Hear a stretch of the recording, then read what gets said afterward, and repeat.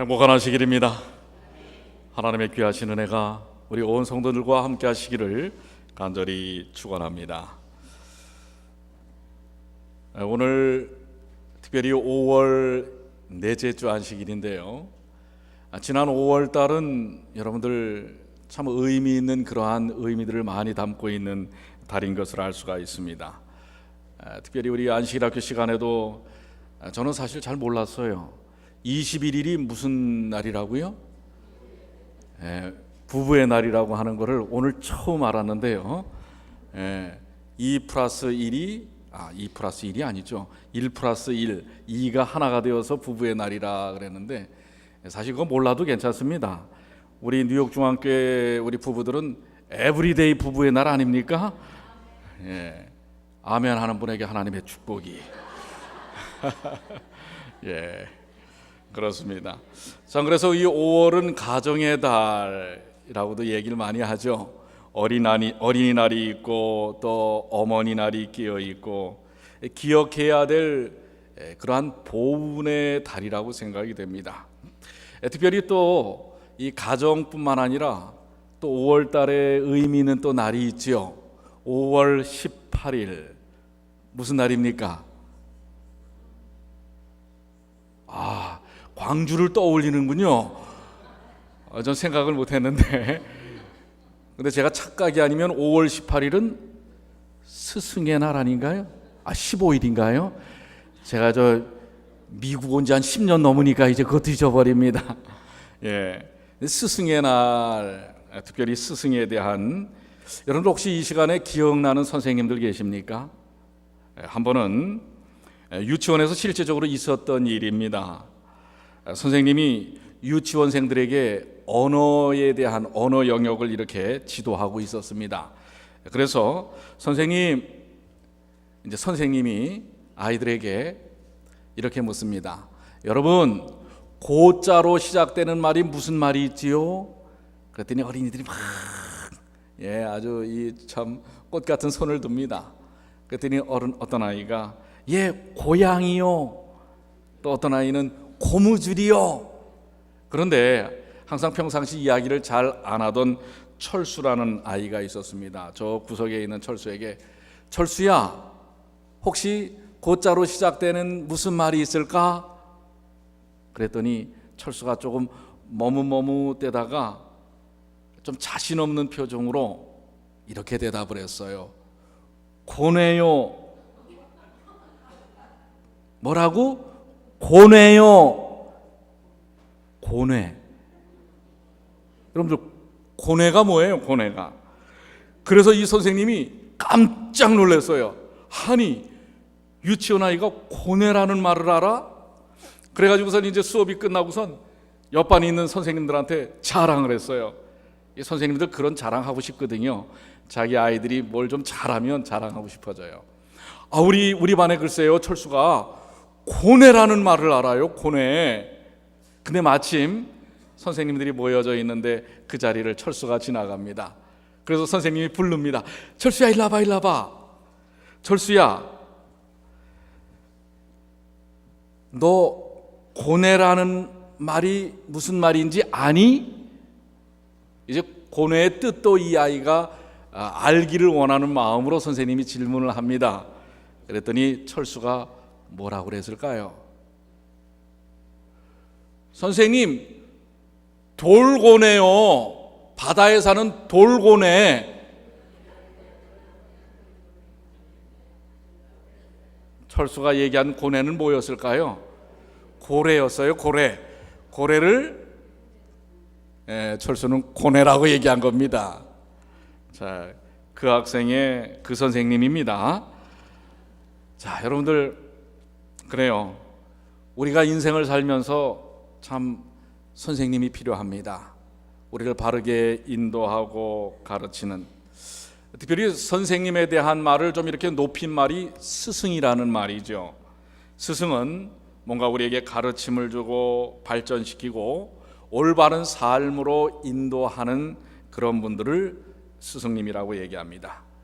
현대사회에는 더욱더 사실은 스승님과 선생님이 필요합니다. 왜냐하면 우리 인생들이 참 배워야 할 것들이 너무나 많아요. 또 짊어져야 할 짐들이 너무나 많기 때문에 사실 요즘은 잘못 선택하면 엉뚱한 인생을 사는 경우들이 너무나 많습니다. 그래서 선생님이 필요하고 스승님이 필요합니다. 때로는 우리에게 희망을 주고 위로를 해주고 인생의 길을 알려주고 때로는 호되게 야단치면서 같이 울고 웃고 하면서 인생의 길을 밝혀주는 그런 선생님이 필요합니다. 어떤 분이 이런 간증을 하는 것을 보았습니다.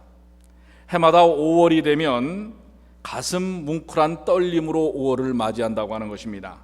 왜냐하면 학창시절에 특별히 여고 시절, 감수성 많은 여고 시절에 홀 어머니마저도 사별을 하게 된 이 학생이었습니다. 그는 어머니가 세상을 떠난 후 혼자 내버려진 아이라고 생각했습니다. 양 어깨를 짓누르는 소녀가장, 그에게는 여러 명의 동생들이 있었습니다. 그것이 점점 무거워져 나중에는 그냥 인생에 대하여 자포자기하게 되고 탈선의 길로 막 들어서려고 할 때, 그때 그 당시 고등학교의 담임 선생님께서 선물을 주셨습니다. 그 선물은 일기장과 한 통의 편지였습니다. 이 편지에 이렇게 기록이 되어 있습니다. 이 일기장과 편지는 그 여학생의 일생을 바꾸어 놓은 그런 아주 중요한 것이 되었는데요. 이 편지에는 이렇게 써 있습니다. 혹시 네가 힘들고 어렵고 고통스러울 때 이 일기장이 이미 돌아가셨지만 너의 아빠와 엄마라고 생각하고 그 너의 그 답답한 심정을 이 일기장에다가 다 토해놓듯이 적어보렴. 그러고도 마음이 풀리지 않거나 직접 내게는, 선생님 내게는 말하기 거북한 일이 있으면 이 일기장에다가 기록해서 선생님 교탁에다가 놓아두면 내가 그것을 볼게. 이렇게 하면서 그 편지와 함께 일기장을 그 학생에게 주었습니다. 사실 이 여학생은 그 이후에 정말 삶이 지치고 피곤하고 절망의 순간, 벼랑 끝에 섰을 것과 같은 그런 매 순간의 감정들을 매일매일 일기장에다가 기록해 놓습니다. 그리고선 직접 선생님에게 말을 못했지만은 뭔가 이야기, 답을 듣고 싶었던 이야기는 거기에다가 적어서 선생님에게 놓으면 선생님은 그 밑에다가 거기에 대한 여러 가지 격려의 이야기, 해결책에 대한 이야기를 빨간 글씨로 적어 주었습니다. 이렇게 해서 그는 여고 시절을 마치게 됩니다. 한 번은 어버이날인데 학생들이 이제 부모님에게 카네이션을 달아드리기 위해서 문방구에서 샀을 때 그도 카네이션을 샀습니다. 그러나 막상 드릴 부모님이 없습니다. 그럴 때 지나가다가 이 소녀를 본 담임 선생님이 경연아, 선생님을 그냥 부모라고 생각하고 그 카네이션 나한테 줘 하면서 선생님이 받아서 이 꽃꽂이를 했습니다. 이렇게 그는 선생님과 일기장과 함께 여고 시절을 보내고 이제는 졸업한 이후에 어엿한 사회인이 되었지만 해마다 5월이면 그때마다 그 빨간 카네이션과 함께 떠오르는 선생님의 모습을 잊을 수가 없었습니다. 그러나 이제는 그 선생님마저도 몇 해 전에 세상을 떠나버리고 말았습니다. 그는 그의 글의 마지막에 이렇게 적어놓습니다. 선생님이 베풀어준 사랑 잊지 않고 더욱 열심히 살아가겠습니다. 자, 여러분들에게는 이런 선생님들이 계시지 않습니까? 어때요? 여러분에게 많은 가르침과 깨달음을 주었던 선생님. 오늘 우리 이 선생님에 대하여 한번 좀 생각을 해보는 귀한 시간이 되길 바랍니다. 이 청소부 밥이라고 하는 책이 있는데요, 그 책 가운데 이런 글이 있습니다. 우리에게는 언제나 삶의 스승, 가로하고 멘토라고도 합니다. 삶의 스승이 필요하다. 특별히 그렇습니다. 현대인들은 누구에게나 다 사실은 가르침을 주는 선생님이 필요합니다. 선생님이라고 이름을 붙이지 하지 않아도 우리에게 뭔가를 깨닫게 해주는 수많은 대상들이 있습니다. 그들은 우리에게 가르침을 주는 선생님이 될 수 있습니다. 그런데 인생의 진짜 참 스승, 참 선생님은 어디 있을까요? 요즘 매스컴에는 선생님들도 그야말로 아이들이 그저 대학 들어가는데 인성을 키우는 데 교훈과 가르침을 주기보다는 세상 사는 그저 하나의 비법만을 가르치려고 하는 선생님들도 사실 많습니다. 이런 세상에서 우리의 진짜 선생님, 스승은 어디 있을까? 여러분들 성경을 살펴보면 성경에 아름다운 사제지간에 대한 이야기들이 많이 나옵니다. 여러분들 떠오르는 사제지간이 누가 있어요? 성경상에 나오는. 구약에서는 대표적인 선생님과 제자 사이, 선지자 누구와 누구? 엘리야와 엘리사. 참 위대한 선생님과 제자였습니다. 또 여러분들 모세와 하면 누가 떠오릅니까? 여호수아. 그리고 신약에 넘어가서 이 하나님의 복음을 전 세계적으로 이 증거하는 하나의 아주 중요한 가교 역할을 했던 바울과 누구요? 디모데. 이 다 아주 훌륭한 선생님과 제자 사이라고 할 수 있습니다. 그런데 그 중에서도 최고의 선생님은 누굴까요? 왜요? 왜 예수님이 최고의 선생님이에요? 누구의 말을 빌러 우리가 예수님이 최고의 선생님일까요? 자, 여러분들 여기 니고데모의 이야기를 한번 봅니다. 요한복음 3장 20절에 니고데모가 예수님을 향하여 이렇게 얘기를 합니다. 그가 보면 예수께 와서 가로되 라삐여, 라삐라는 말은 선생님이라는 존칭입니다.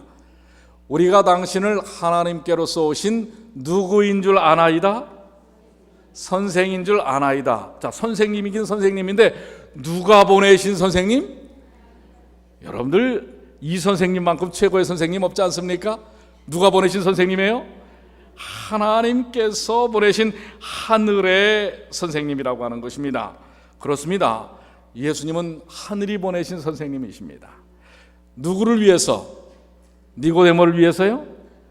여러분과 저를 위하여 최고의 선생님입니다.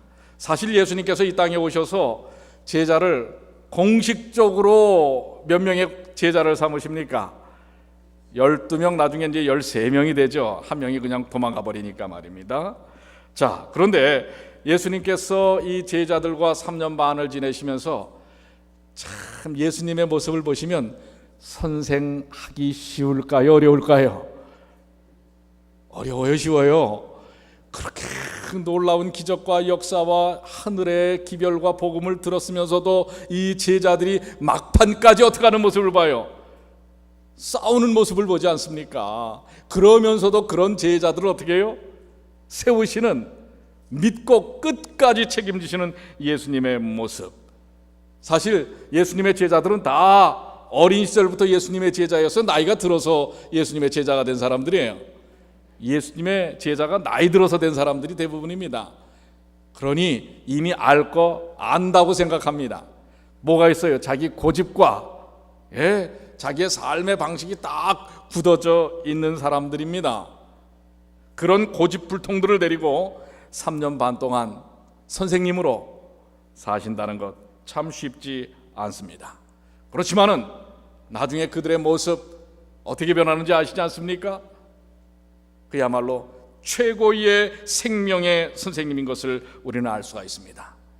예수님은 그래서 자신의 교육을 통해서 뭐라고 말씀하십니까? 나는 길이요 진리요 생명이다. 나를 따라서 살라. 그야말로 모든 교제가 당신의 삶이요 당신의 존재 자체인 것을 보여주고 있는 것입니다.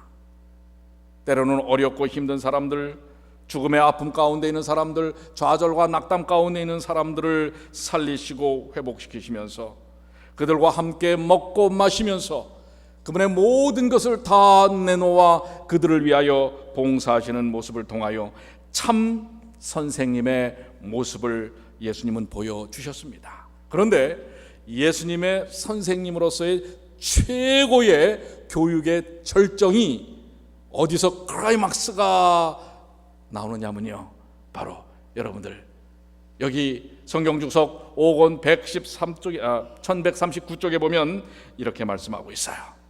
세종 예식은 가장 힘있게 참된 겸손의 필요성을 예시하고 있다. 제자들이 언약의 왕국에서 가장 높은 자리를 차지하려고 다투고 있는 동안에 그리스도는 허리에 띠를 두르시고 그를 주님이라고 부르는 사람들의 발을 씻기심으로 종의 직분을 다하셨다. 사실 이 당시에는 상상도 못할 일입니다. 선생님이 제자들의 발을 씻긴다는 것은, 이 사람들의 발을 씻기는 것은 누가 하는 일이에요? 종이 하는 거예요. 하인이 하는 것입니다.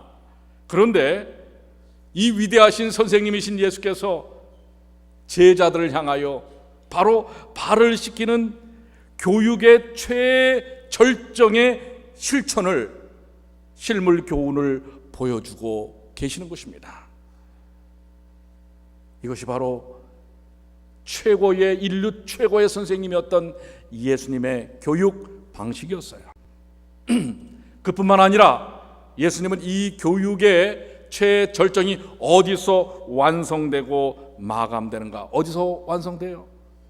십자가에 달려 자신의 생명을 내놓으시면서 그분의 교육에 아주 정점을 찍는 것을 볼 수가 있습니다. 자신을 희생하여 온전한 하나님의 말씀과 하나님의 나라가 무엇인지를 교육하시는 것입니다. 주님께서 그러면서 우리에게 가르치고자 하셨던 것이 과연 무엇일까요? 바로 히브리서 9장 27절로 28절에 있는 말씀입니다. 예수님께서 제자들에게 십자가를 통하여 정령 보여주시기를 원하셨던 교육의 내용이 무엇이었는가? 우리 한번 다 같이 읽어볼까요? 한번 시작. 한 번 죽는 것은 사람에게 정하신 것이요 그 후에는 심판이 있으리니 이와 같이 그리스도도 많은 사람의 죄를 담당하시려고 단번에 들이신 바 되었고 구원에 이르게 하기 위하여 죄와 상관없이 자기를 바라는 자들에게 두 번째 나타나시리라. 이 땅에 있는 인생들은 정말 깨달아야 할 사실이 무엇이냐면 다 뭐 한다는 거예요? 다 뭐 한다는 거죠? 죽는다는 것입니다.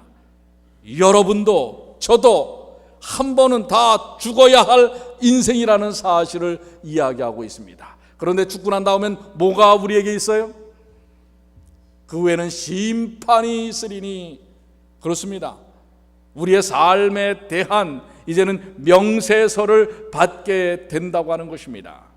그런데 위대하신 선생님이신 예수께서는 바로 우리가 그 사실을 깨닫고, 그런데 그것으로 인하여 끝나는 것이 아니라 그리스도도 많은 사람의 죄를 담당하시려고 단번에 단 한 번에 십자가에 달려 들이신 바 되어 우리에게 구원을 주셨다라고 하는 사실, 이것을 깨닫기를 원하는 것입니다.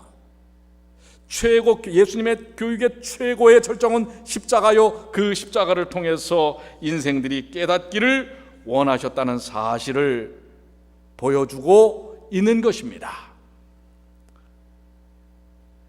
그런데 우리는 이 사실을 올바로 알아야 할 것입니다. 예수께서 이토록 제자들을 향하여, 온 인류를 향하여, 여러분과 저를 향하여 주신 이 교훈은 우리의 삶 속에서 깨달아져야 할 그러한 놀라운 진리인 것입니다. 그런데 여러분들 아시는 대로 우리 말 가운데에 무슨 말이 있냐면 군사부 일체라는 말이 있어요. 우리 사자성어 가운데 군사부 일체라는 말이 있는데, 이 군사부 일체가 무슨 뜻이에요? 군, 임금 군자예요. 스승사자죠. 그 다음에 아비부예요. 임금과 선생님과 아버지는 뭐다?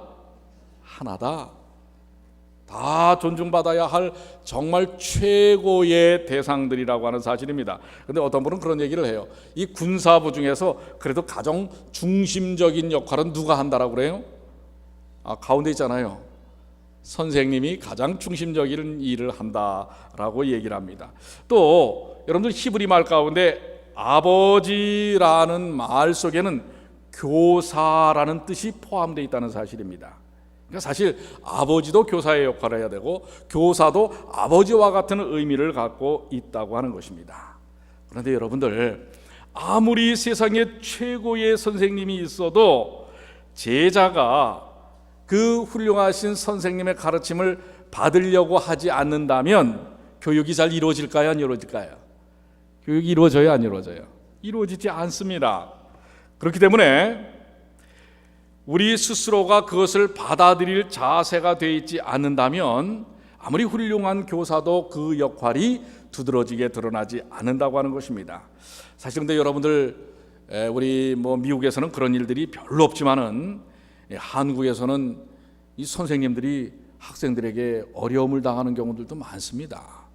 사실 여러분들 요즘 중학교만 졸업하면 요즘 중학생들 가운데서도 그래요. 등치가 얼마나 큰지 모릅니다.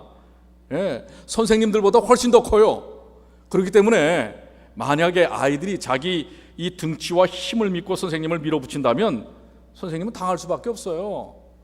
그런데 그런 일들이 종종 이 세상 가운데 일어나기도 합니다. 이것은 뭐의 문제예요? 정신의 문제입니다. 내가 상대방을 선생님으로 모시고 받아들이려고 하는 자세, 정신적 자세를 갖지 않는다면 일어날 수 있는 아주 불행한 일입니다. 사실 힘이 있어서 건장해가지고선 선생의 역할을 하는 게 아니거든요. 이것은 뭔가 삶의 가르침을 받아들이겠다고 하는 제자로서의 자세와 태도를 가져야만 이루어지는 것입니다. 그렇기 때문에 여기 이런 말씀이 있어요. 디모데후서 4장 3절, 때가 이르리니 사람이 바른 교훈을 받지 아니하며 기가 가려워서 자기의 사욕을 쫓을 스승을 많이 두고.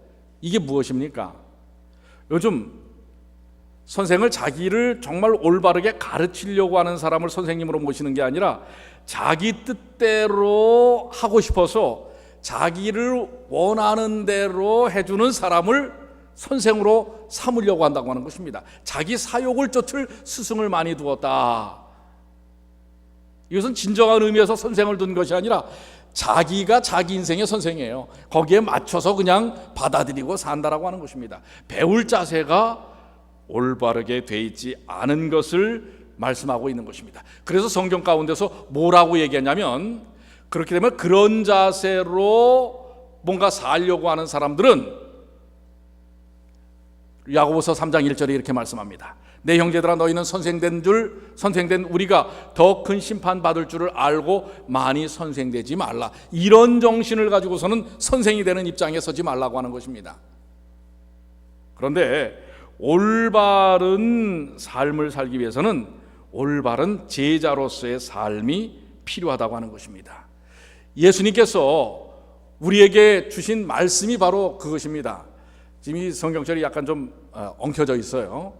자, 예수님께서 바로 본문에 있는 말씀처럼 요한복음 13장 13절로 15절에 이렇게 말씀하십니다. 너희가 나를 선생이라 또는 주라 하니 너희 말이 옳도다. 어떻게 보면 조금 전에 우리가 얘기했던 군사부 일체의 정신은 성경 가운데서 예수님께서 먼저 말씀하셨어요. 주와 선생. 이 주라는 말은 아도나이, 로드라고 하는 말은 되게 임금, 왕을 향하여 쓰는 말입니다. 그런데 예수님은 당신을 왕이요 주시요 선생이라. 그러니까 왕과 선생은 같은 위치에 있음을 표현하는 것을 알 수가 있습니다. 그러니까 이 군사부일체라고 하는 이 한자 말은 어떻게 보면 성경적 정신에 의해서 나온 것이라고 할 수가 있겠어요. 그런데 내가 주와 또 선생이 되어 너희 발을 씻겼으니 너희도 서로 발을 씻기는 것이 옳으니라. 자, 예수님께서 이루신 선생, 가르침의 뜻이 무엇인가? 예수님이 제자를 삼아서 가르치려고 했던 게 무엇일까요? 내가 주와 선생이 되어서 너희들에게 본을 보여 가르치려고 하는 것은 우리 14절의 마지막 부분, 너희도 서로 뭐 하는 것이 옳으니라? 발을 씻기는 것이 옳으니라. 즉 너희도 선생이 되어서 다른 사람들을 올바르게 인도하는 삶의 모습을 가지라고 하는 것입니다. 조금 전에 말씀을 드렸죠. 주님께서 우리에게 원하시는 교훈의 목표는 십자가를 통하여 구원받는 것뿐만 아니라 그 구원의 깊은 진리를 다른 사람들에게 나누어 주는 너희 또한 뭐가 되라는 거예요? 교사로서의 삶, 가르침을 주는 삶을 살라고 하는 것입니다. 자, 그러니 여러분은 선생님입니까? 제자입니까? 자, 여러분은 선생님이에요? 제자예요? 그러면 거기다가 하나 더 붙여서 여러분은 어떤 제자요? 어떤 선생님입니까? 참다운 선생님이 되기 위해서는 참다운 제자가 되어야 합니다. 먼저 자신이 말씀과 가르침을 존귀하게 받아들이려고 하는 자세를 갖지 못하면 아까 하신 말씀처럼 선생 되지 말라고 하셨어요. 올바른 가르침 속에 제자가 되지 않는 한 선생이 되어서는 안 됩니다. 그런데 오늘날 어때요? 제자로서의 삶은 제대로 살아보지 못했으면서 선생 되려고 하는 사람들이 얼마나 많은지 모릅니다. 이것도 아는 척하고 저것도 아는 척하고. 그렇기 때문에 주님은 우리에게 분명히 선생이 되라고 이야기합니다. 어떤 선생이 되라고 하는가? 누구의 본을 따른 선생이 되라? 예수님의 본을 따른 선생이 되라고 하는 것을 가리키고 있습니다. 그리고 그런 선생이 되기 위해서는 진정한 제자가 되어야 할 것을 이야기하고 있는 것입니다. 히브리서 5장 12절에 그 말씀을 다시 확인하고 계십니다. 한번 다 같이 읽어볼까요? 히브리서 5장 12절. 때가 시작. 때가 오래므로 너희가 마땅히 선생이 될 터인데 너희가 다시 하나님의 말씀의 초보가 무엇인지 누구에게 가르침을 받아야 할 것이니 젖이나 먹고 단단한 식물을 못 먹을 자가 되었도다. 마땅히 우리가 뭐가 되어야 할 사람이라고 이야기하고 계세요? 복음 진리의 선생이 되어야 할 것인데 뭐예요? 하나님의 말씀의 초보가 무엇인지 누구에게 가르침을 받아야 할 것인 이거에 대해서 제대로 알지 못하고 젖이나 먹고 단단한 식물을 못 먹을 자가 되었다. 아직도 낮은 수준의 삶에 놓여 있음을 이야기하고 있는 것입니다. 주님은 여러분과 제가 훌륭한 선생이 되기를 원합니다. 우리 다시 한번 읽어볼까요? 때가 시작.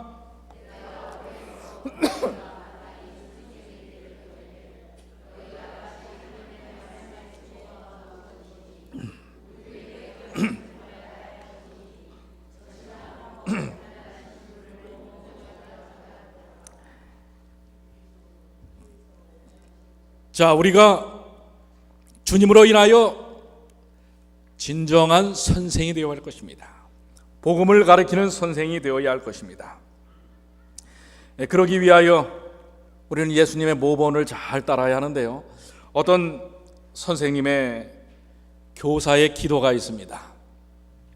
그 교사의 기도를 좀 한번 여러분에게 읽어드리겠는데요.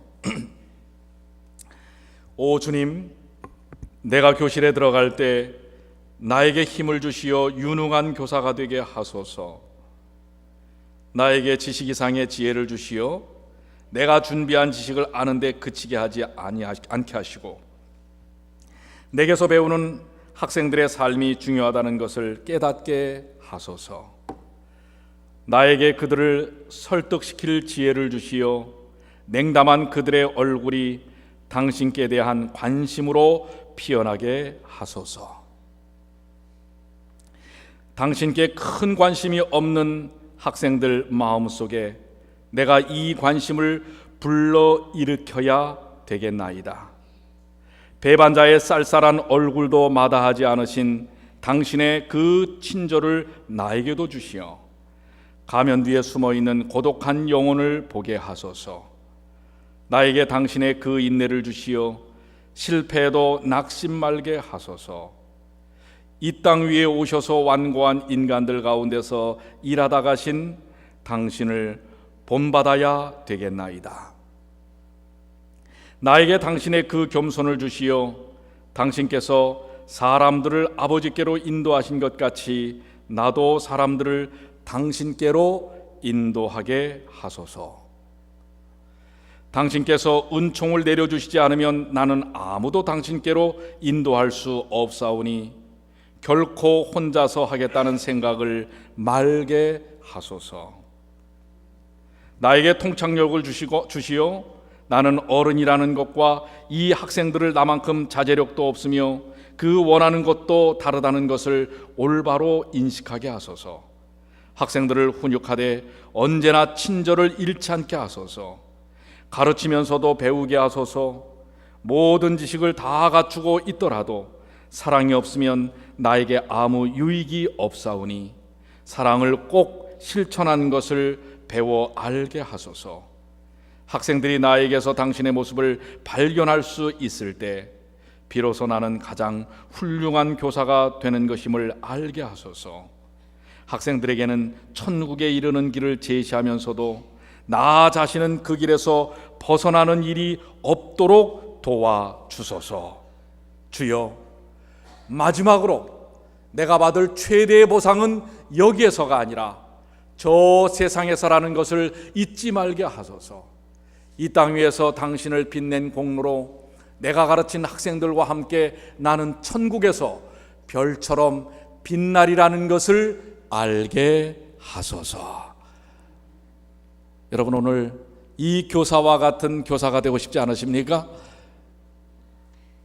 여러분들 분명히 본문에 있는 말씀처럼 우리 주님께서 우리에게 보여주신 모습, 너희가 나를 선생이라 또는 주라 하니 너희 말이 옳도다. 내가 그러하다.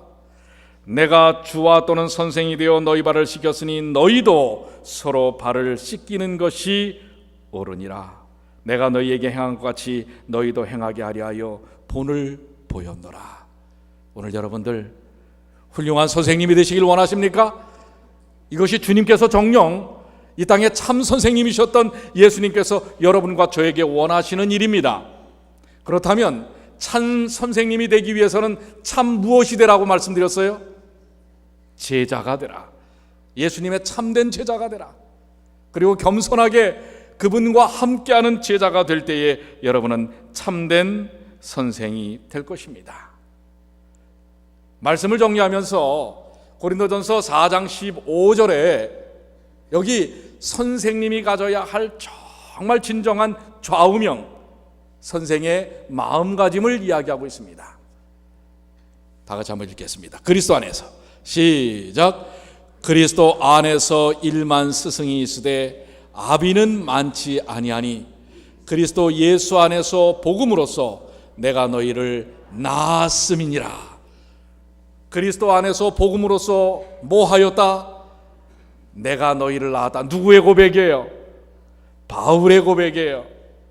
바울 선생은 복음을 증거하는 선생으로서 어떤 마음가짐으로 그를 살았냐면, 이 세상에 많은 선생들이 있지만 아비는 단 몇 명이에요? 한 명이라고 하는 것입니다.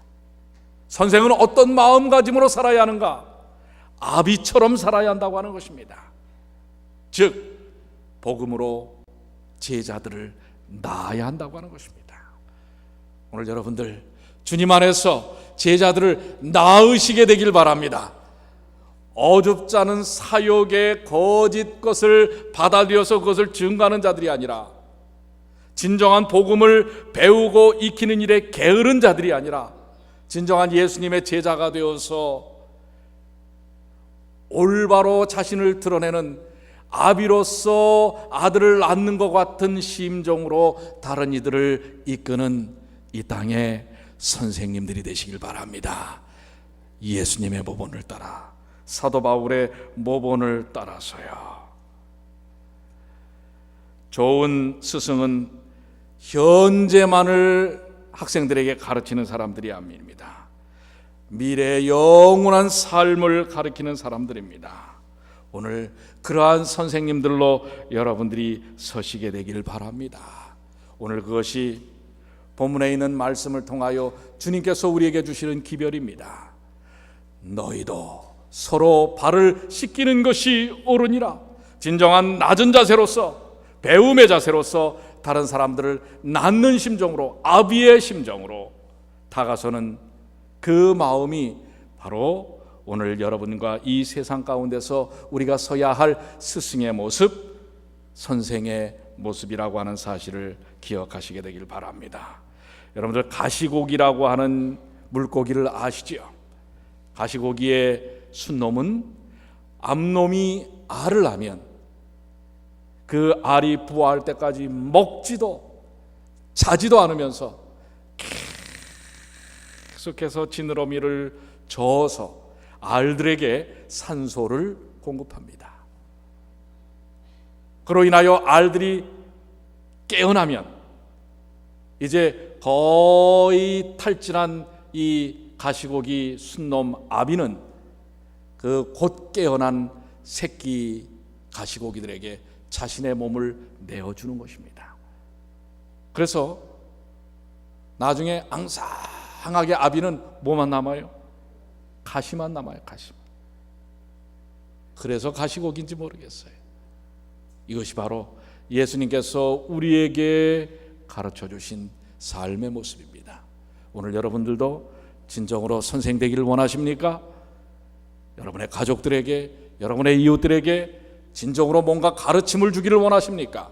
그렇다면 오늘 이 가시고기처럼 예수님께서 십자가에서 보여주신 진정한 삶의 의미를 참된 제자로 받아들이고 다른 이들에게 이 사랑을 나눠주시는 주님의 귀한 자녀들이 되시기를 간절히 축원합니다.